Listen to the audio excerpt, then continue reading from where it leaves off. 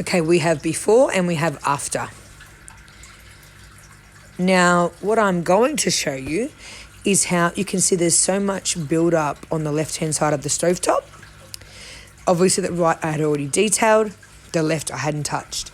So right now you can use whatever you want to lubricate the stovetop.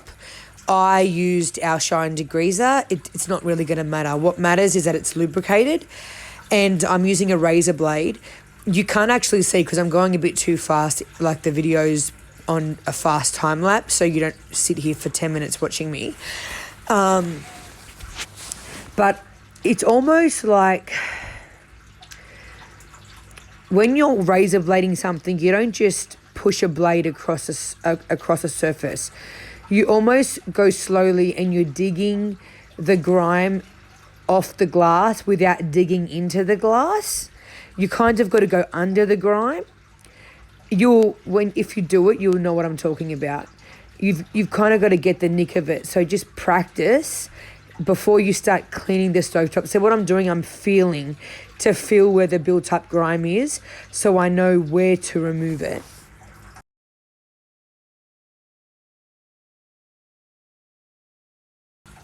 Okay, now using a wet microfiber cloth, I'm just removing the grime and the product and any built up chemical residue that there was there before.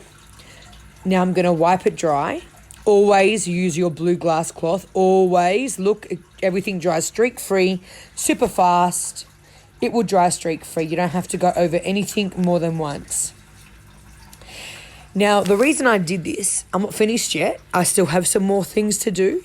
So what looks nice to you, there's actually some undercover things that are still there. So I'm looking across on the side to make sure from the side to see if it's on top of the glass or inside the glass. Now, I'm going to show you what I'm doing right now. But what I'm doing first is just testing it before I show you to make sure that it really is on top of the glass and that it really can come off. So I've just used our Shine paste. I don't actually know of another paste that you can do this. I struggled with this for many years until we found a solution. So if you have a solution for this, amazing. Now, can you see on the two white lines, there's grime. You can see where I've just taken some off. Not the middle. The middle is stained. It's like inside of the glass, but you can feel that. So I always know what can come off when I feel it with my finger. So what I'm doing now, so the Shine paste is on my cloth. No paste, no work. Now, the paste has fine pumice stones inside of it. Very, very, very fine. And everything else that's inside of it. But it just cuts through.